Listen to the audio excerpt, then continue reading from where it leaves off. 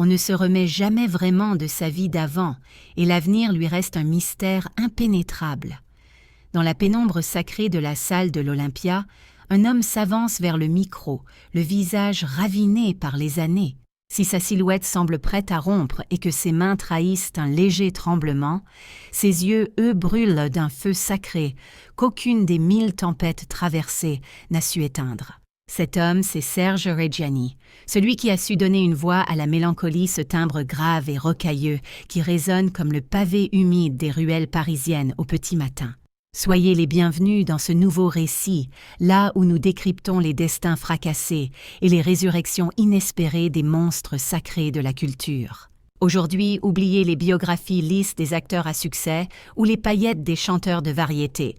Nous allons plonger en apnée dans les abysses d'une âme torturée, celle d'un homme qui a passé son existence à fuir ses démons, avant de finalement faire volte-face pour les défier du regard. Pour la foule, il incarnait le séducteur ultime, l'artiste bohème indissociable de sa cigarette, la quintessence de l'élégance française des années 60. Mais ce masque de velours dissimulait un champ de ruines, fait de blessures secrètes et de silences hurlants. Au crépuscule de sa vie, alors que les bravos commençaient à s'éloigner, Serge Reggiani a fini par briser l'omerta sur les 3 grands monstres qui ont dévoré son existence. Il ne s'agissait pas de simples rivaux, mais de puissances destructrices, acharnées à le briser à chaque marche de son ascension vers la gloire. Le premier ennemi fut le fardeau écrasant de ses racines, une lutte perpétuelle pour laver la honte et s'ancrer légitimement sur une terre qui n'était pas la sienne. Le deuxième fut la brutalité sans nom de l'industrie cinématographique, une machine à broyer qui l'a manipulé jusqu'aux frontières de la démence. Et le troisième, le plus effroyable de tous, porte le nom d'un drame familial impardonnable, une tragédie intime qu'il ne s'est jamais autorisé à oublier. Un deuil terrible qui a failli le noyer définitivement dans les tourments de l'alcool et de l'oubli. Mais comment ce fils d'immigrés italien s'est-il hissé au rang des voix les plus chéries de l'Hexagone? Et surtout, quel secret macabre entoure le tournage maudit du film « L'Enfer » en 1964, un événement cauchemardesque où Reggiani a frôlé la mort et que l'histoire officielle a longtemps tenté d'étouffer. Avant de percer ces mystères et d'entrer dans la chair vive de ces douleurs, il nous faut rembobiner le fil du temps. Retournons là où tout a commencé, dans le regard d'un enfant dont les rêves étaient bien trop vastes pour son époque. Pour saisir la véritable grandeur de Serge Reggiani, il faut d'abord gommer l'image de la star pour retrouver celle d'un petit garçon terrifié, abandonné sur un quai de gare.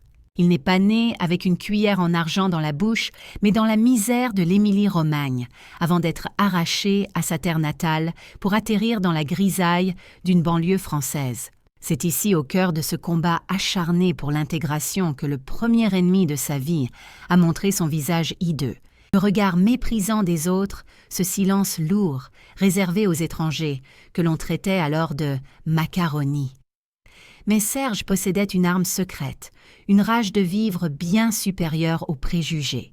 Plutôt que de raser les murs, il a décidé de dompter la langue de Molière, avec une maestria que beaucoup de Français lui envieraient, métamorphosant sa différence en une élégance singulière qui allait bientôt conquérir le pays tout entier.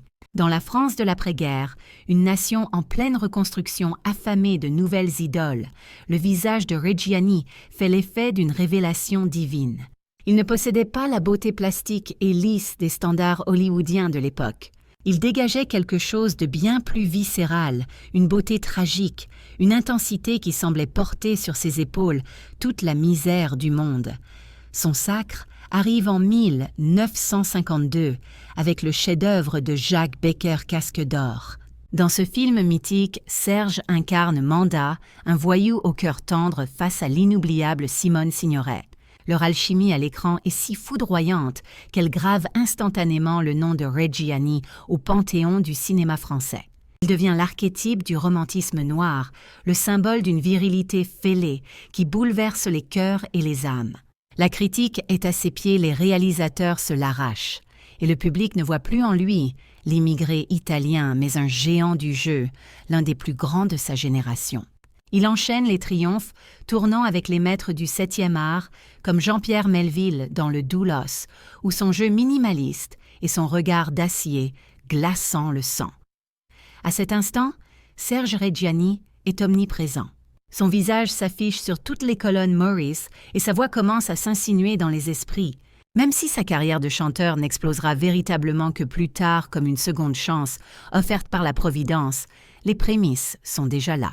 C'est pourtant à travers sa chanson culte L'Italien qu'il résumera le mieux cette période dorée, lorsqu'il clame « Je suis un Rital », ce n'est pas un aveu de faiblesse, mais un cri de fierté transformant une insulte passée en hymne universel pour tous les déracinés. Il est devenu la preuve vivante que l'on pouvait partir de rien et tutoyer les sommets, que le fils d'un modeste coiffeur pouvait devenir l'égal des rois.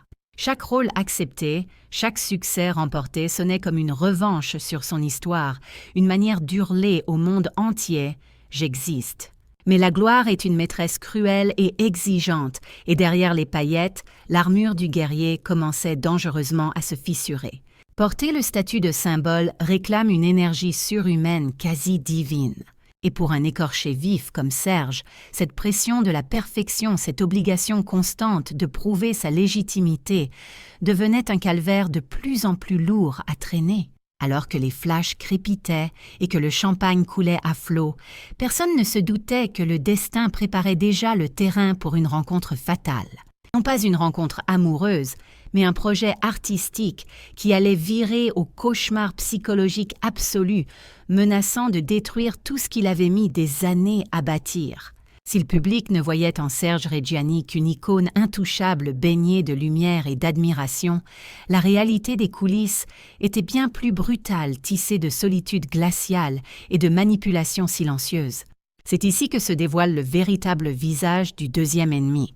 Cette industrie vorace qui, sous prétexte d'art, se permet de broyer les hommes jusqu'à n'en laisser que des coquilles vides. Il n'existe pas d'exemple plus terrifiant, plus viscéral de cette destruction programmée que l'année 1964, lorsque Serge accepte de tourner dans le film prophétiquement nommé « L'Enfer » sous la direction du tyrannique Henri-Georges Clouzot. Ce projet, qui promettait d'être une révolution cinématographique sans précédent, s'est mué en un piège psychologique mortel dont l'acteur a bien failli ne jamais ressortir vivant.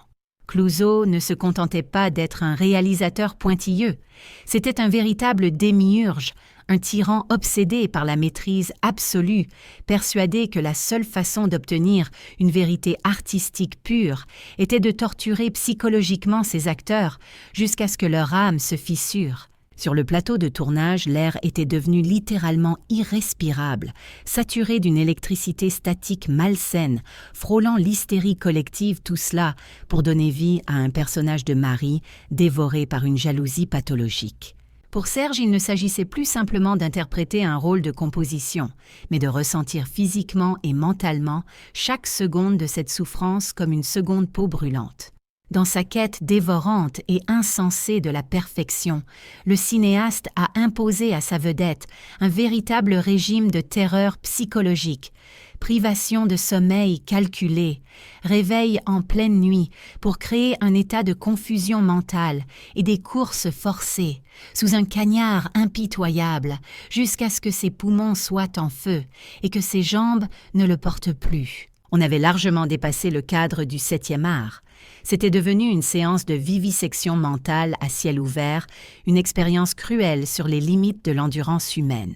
La légende raconte que Clouzot le manipulait avec perversité, alternant les gifles verbales et les humiliations physiques, cherchant délibérément à briser la fine cloison entre l'homme et l'acteur, espérant que Reggiani sombre réellement dans la folie pour imprimer cette démence sur la pellicule.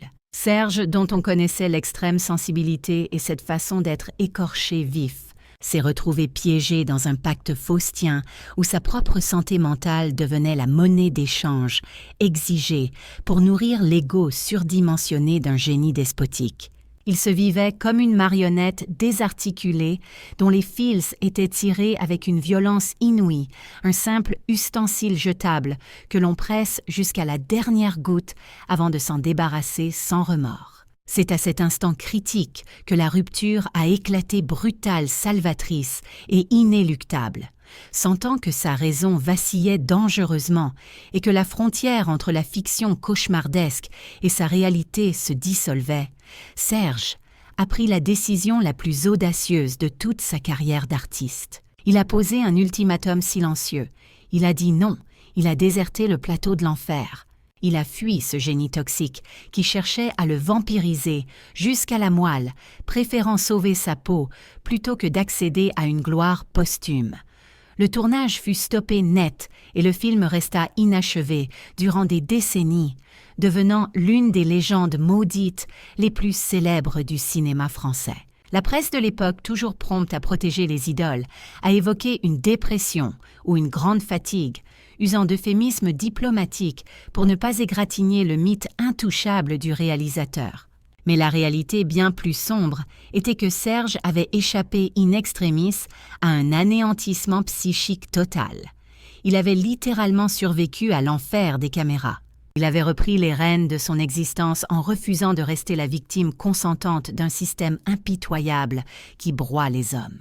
Pourtant, alors qu'il pansait ses plaies et pensait avoir traversé le pire ouragan de son existence, il ignorait que le véritable drame de sa vie ne se jouerait pas sur grand écran, mais dans le huis clos de son intimité familiale. Une tragédie infiniment plus noire touchant à la chair de sa chair s'avançait sournoisement prête à lui asséner le coup de grâce dont on ne se relève jamais tout à fait. Si l'épreuve face à Clouzot avait laissé des cicatrices sur son ego d'artiste, ce n'était qu'une égratignure comparée à la dévastation absolue qui l'attendait au tournant des années 80. Le troisième ennemi, celui qui allait le mettre à genoux pour de bon, ne venait pas de l'extérieur ou d'un plateau de cinéma, mais des entrailles même de sa propre lignée. Son fils Stéphane Reggiani, un jeune homme à l'intelligence vive et à la sensibilité exacerbée, qui rêvait lui aussi de projecteurs et de mélodies, portait le patronyme de son père, comme une couronne d'épines, un héritage trop lourd pour ses épaules fragiles. Serge lui vouait un amour immense mais maladroit, souvent absent, happé par ce métier cannibale qui exige un don de soi total. Il ne réalisait pas, aveuglé par sa carrière, que l'ombre gigantesque de sa propre gloire était en train d'étouffer lentement la petite flamme de son enfant. Et puis, un jour maudit de l'été 1980, le temps s'est arrêté. La nouvelle est tombée comme un couperet fracassant le cœur de l'artiste en 1000 morceaux irréparables. Stéphane s'en était allé. Il avait fait le choix radical de quitter ce monde, laissant derrière lui un père amputé de son futur et rongé par une question éternellement sans réponse. La réaction de Serge Reggiani face à ce deuil impossible ne fut pas une révolte tonitruante, mais un effondrement intérieur total et silencieux. C'est à cette seconde précise que le véritable enfer a commencé bien plus terrifiant que n'importe quel scénario de film. Persuadé d'avoir failli à sa mission la plus sacrée, celle de protéger son enfant Serge, a grand ouvert la porte à ses vieux démons. Il a cherché l'oubli dans les paradis artificiels, laissant l'alcool devenir son fidèle compagnon de route, un anesthésiant indispensable pour supporter l'insupportable lourdeur de l'absence. Le public qui l'avait tant adulé assistait désormais impuissant et le cœur serré à la lente dérive d'un géant, aux pieds d'argile. Les tabloïds faisaient dans leur chou gras de ses scandales et de sa déchéance, sans comprendre que cet homme ne cherchait pas l'autodestruction par vice. C'était par pur chagrin qu'il agissait. Il voulait éteindre sa conscience, faire taire cette petite voix intérieure qui lui martelait sans cesse qu'il était coupable du crime ultime avoir survécu à son propre fils. Durant de longues et douloureuses années, la musique s'est tue, ou du moins, elle a perdu de sa superbe et de sa magie. Serge s'est muré dans l'isolement, devenant l'ombre spectrale de lui-même, un fantôme errant dans une demeure devenue trop vaste et trop vide pour un seul homme. L'industrie du spectacle, fidèle à sa légendaire cruauté, a commencé à lui tourner le dos, le considérant comme une étoile éteinte, un vestige du passé que l'on regarde avec une pitié gênée. Les mauvaises langues disaient qu'il était fini, qu'il ne remonterait jamais la pente, que le chagrin l'avait englouti tout rond. Pourtant, au fin fond de cet abîme de silence, quelque chose refusait obstinément de mourir. Une force vitale primitive, celle-là même, qui avait permis au petit immigré italien de conquérir le tout Paris, sommeillait encore sous les cendres froides du désespoir.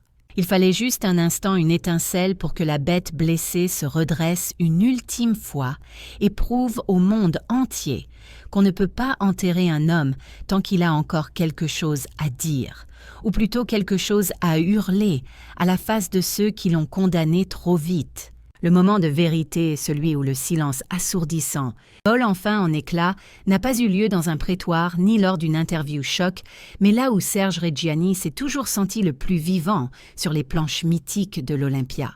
C'était au crépuscule de sa vie au début des années 2000.